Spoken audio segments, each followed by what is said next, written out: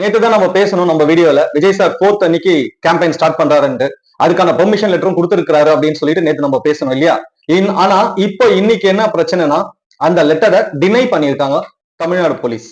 ஏன் எதனால அவங்க என்ன ரீசன் சொல்றாங்க? இப்படி கிட்டத்தட்ட பாத்தீங்கன்னா ஒரு 7-8 ரீசன்ஸ் இருக்கு. 7-8 விதமான ஆர்குமெண்ட் போயிருக்கு. இதெல்லாம் ஒவ்வொன்றா உங்ககிட்ட நான் ஷேர் பண்ண போறேன். சோ நிறைய இன்ட்ரெஸ்டிங்கான விஷயங்கள் இருக்கு. ஸ்கிப் பண்ணாம பாருங்க. பட் அதுக்கு முன்னாடி நீங்க இன்னும் நம்ம காமன் மேன் குரூப்ல ஜாயின் பண்ணல அப்படின்னா சீக்கிரமா ஜாயின் பண்ணிக்கோங்க. பிகாஸ் அப்பதான் உங்களுக்கு உடனே நாங்க போடுற எந்த வீடியோ வந்தாலும் நோட்டிபிகேஷனா வரும். நம்ம state, national, international, local news வரைக்கும் எல்லாத்தையுமே ரொம்ப காமனா இருக்கிறபடி எந்த ஸ்டாண்டும் இல்லாம யாரு பக்கமும் பேசாம காமனா பொதுவா இருக்கிறபடி ஒரு விஷயத்த நீங்க தெரிஞ்சுக்கணும்னு ஆசைப்பட்டீங்கன்னா அதுக்கு ஒரே சேனல் நம்ம சேனல் தான். அது எல்லாருக்குமே தெரியும். பிகாஸ் இங்க எந்த ஸ்டாண்டுமே எடுக்க மாட்டோம். அது விஜயா இருக்கட்டும், அஜித்தா இருக்கட்டும், ரஜினியா இருக்கட்டும், கமலா இருக்கட்டும், இல்ல டிஎம்கேவா இருக்கட்டும், ஏடிஎம்கேவா இருக்கட்டும், இல்ல சீமான் சாரா இருக்கட்டும், எந்த கட்சி எந்த ஆக்டர் எதுவா இருந்தாலும் இருக்கிறபடி அப்படியே கொண்டு வந்து மக்கள்கிட்ட சேர்க்கிறதா இந்த சேனலோட ரெஸ்பான்சிபிலிட்டியை நான் பாக்குறேன். அதுதான் இன்னைக்கு வரைக்கும் பண்ணிட்டு இருக்கோம். இனிமேவும் அதுதான் பண்ண போறோம். சோ இருக்கிறபடி அப்படியே தெரிஞ்சுக்கணும்னு நினைக்கிறவங்க சீக்கிரமா நம்ம காமன் மேன் டீம்ல ஜாயின் பண்ணிக்கோங்க. Now let's get start. Hi, hello, welcome to limelight media Tamil. நான் உங்கள் MKR and especially my dear teammates, welcome you all. Let's get started.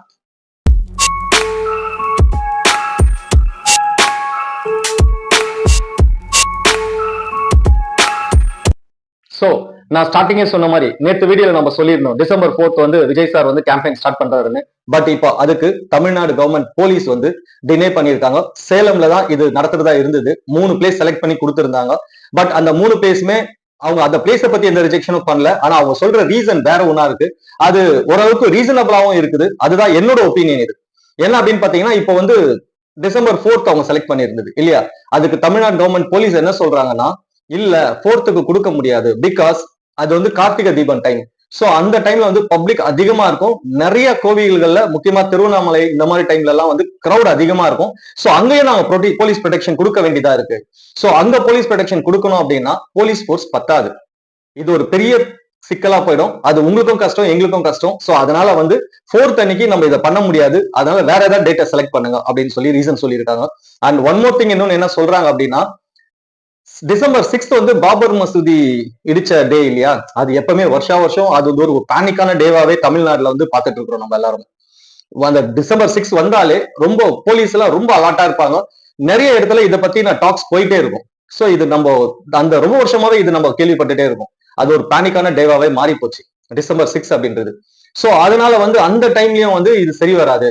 அதனால December 6ம் வந்து கொடுக்கறதுக்கான சான்சஸ் ரொம்ப கம்மியா இருக்கு. ரெண்டாவது அடுத்தது அவங்க சொல்ற இன்னொரு ரீசன் என்ன அப்படின்னா, நீங்க வந்து இது எனக்கு சீக்கிரமா கொடுத்துருக்கணும். இப்ப நீங்க December 4th கேக்குறீங்க. ஆனா நீங்க 2 வீக்ஸ்க்கு முன்னாடி தான் இதை நீங்க சப்மிட் பண்றீங்க.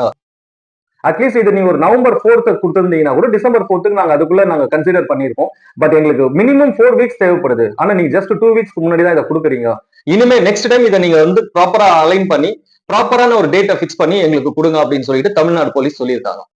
அண்ட் இது மட்டும் இல்லாம தமிழ்நாடு கவர்மெண்ட் போலீஸ் இன்னொன்னு என்ன சொல்லியிருக்காங்க அப்படின்னா, நீங்க வந்து எந்த டிஸ்ட்ரிக்ட்ல இருந்து வராங்க, எத்தனை டிஸ்ட்ரிக்ட்ஸ்ல இருந்து வராங்கன்றத அதையும் எனக்கு நீங்க மென்ஷன் பண்ணணும். எத்தனை பேர் வராங்க, எந்தெந்த டிஸ்ட்ரிக்ட்ஸ்ல இருந்து வராங்க, இதை நீங்க வந்து மென்ஷன் பண்ணணும். உங்க ஃபார்ம்ல நீங்க அதை மென்ஷன் பண்ணவே இல்லை. நெக்ஸ்ட் டைம் கொடுக்கும்போது கண்டிப்பா அதை மென்ஷன் பண்ணுங்க. ஏன்னா நீங்க ஒரு ப்ராப்பரான ஒரு நம்பர்ஸ் கொடுக்க மாட்டேன்றீங்க.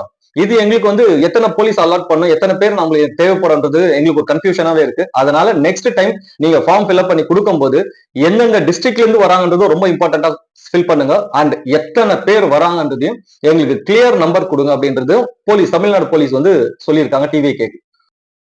சோ டிவிக்கு என்ன சொல்றாங்கன்னா, எஸ்ஓபி இருக்கு இல்லையா? இந்த எஸ்ஓபி வந்து எங்களுக்கு ப்ராப்பரா ரெகுலேட் பண்ணி கொடுங்க. அந்த காப்பி எங்க எல்லாருக்குமே கொடுங்க. ஒவ்வொரு கட்சிக்கும், எங்களுக்கு மட்டும் கேட்கல, ஒவ்வொரு கட்சிக்கும் கொடுங்கன்றாங்க. ஏன்னா தமிழ்நாடு கவர்மெண்ட் வந்து எஸ்ஓபி ஃபார்ம் பண்ணியாச்சு அப்படின்னு சொல்றாங்க. சொன்னதால இப்ப டிவிக்கு என்ன கேக்குறாங்க, அது எங்களுக்கு எல்லாருக்கும் அந்த ஒரு காப்பி கொடுங்க. எல்லா கட்சிக்கும் ஒரு காப்பி கொடுங்க. அதுல என்னென்ன பண்ணிருக்கீங்க, எப்படி ப்ரொசீஜர் பண்ணிருக்கீங்கிறது நாங்களும் தெரிஞ்சுக்கிறோம். இதுல இன்னும் என்னென்ன தேவைப்படுதுன்றது நாங்க எங்களோட ஒப்பீனியனை சொல்றோமே அப்படின்றது அவங்களோட டிபேட்டா இருக்கு, டிவிக்கோட டிபேட்டா இருக்கு. அதுக்கு தமிழ்நாடு கவர்மெண்ட் என்ன சொல்றாங்கன்னா, கிட்டத்தட்ட ரெகக்னைஸ்டு பார்ட்டிஸ் வந்து கிட்டத்தட்ட 20 பார்ட்டிஸ் இருக்கு. நான் ரெகக்னைஸ்டு பார்ட்டிஸ் வந்து கிட்டத்தட்ட ஒரு 40 பார்ட்டிஸ் இருக்கு. சோ எல்லாருக்குமே இதை நாங்க கொடுக்கும்போது ஒவ்வொருத்தரும் ஒவ்வொரு ஒப்பீனியன் சொல்லிட்டே இருப்பாங்க. இது டிராக் ஆயிட்டே தான் போயிட்டு இருக்கும். இதுக்கு ஒரு சொல்யூஷன் வராது. அதனால நீங்க வந்து என்னென்னலாம் வேணும், என்னென்னலாம் வேணான்றது நீங்க கொடுங்க. அதை நம்ம வந்து கோர்ட்ல பாத்துக்கலாம் அப்படின்றது தமிழ்நாடு கவர்மெண்டோட ஸ்டாண்டா இருக்கு. இதுக்கு கோர்ட் என்ன சொல்லியிருக்காங்கன்னா, இல்ல நீங்க அந்த காப்பீஸ யார் யார் கேட்கறாங்களோ அவங்களுக்கு எல்லாம் கொடுங்க.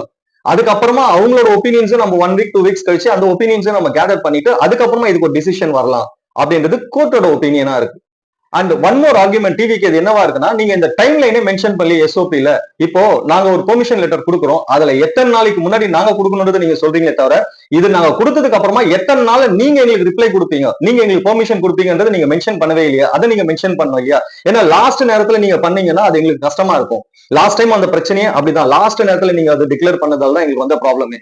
சோ அந்த டைம் லைன் நீங்க மென்ஷன் பண்ணவே, எஸ்ஓபில அந்த டைம் லைனையும் நீங்க ஆட் பண்ணுங்க. நாங்க வந்து அப்ளிகேஷன் கொடுக்கும்போது ஃபார்ம் கொடுக்குறோம்னா பெர்மிஷன் ஃபார்ம், அது எத்தனை நாள் நீங்க ரிப்ளை கொடுப்பீங்கன்ற டைம் லைனும் நீங்க மென்ஷன் பண்ணணும்ன்றது டிவிகேவோட ஆர்குமெண்டா இருக்கு. அண்ட் ஒன் மோர் திங், இப்போ நிறைய டாக் நேத்து நம்ம கூட வீடியோல சொல்லியிருந்தோம், காங்கிரஸ் வந்து மேபி டிவிகே கூட ஜாயின் பண்றதுக்கும் சான்சஸ் இருக்கு, அப்படி ஒரு டாக்ஸ் போயிட்டு இருக்கு இல்லையா?